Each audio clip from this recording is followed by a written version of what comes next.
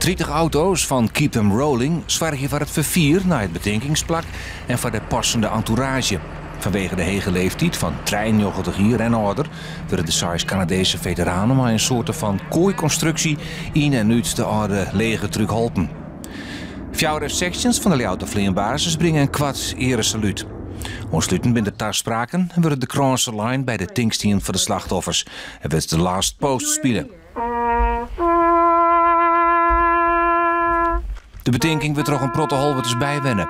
Ouder het dwarfsbewenners stellen het stieg op prijs dat er nog heel iets afvallen aandacht is voor de bemanning van het Delft-Vaartenvleentuig. Hier stiert een keurig stekje omheen, dus het is echt vrij van schierp en lam. Maar ik ga hier ook wel eens heen geweest.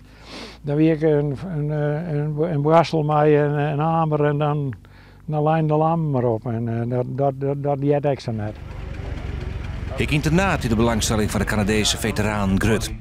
De veteranen willen net alleen licenties zetten, maar die leek zelfs presenties uit. Wat hast je gekregen? Een button. Ja? Een chocolaatje. Ik bij internaat crashte in december van 1943 een Wellington van de Royal Air Force, waarbij het de volslaande bemanning om het leven kwam. Op het Kerkhof werden bij Elsgraaf Blomline en is er na de last post 2 minuten stilte. De kwarte ceremonie werd afsluiten met het Canadese volkslied.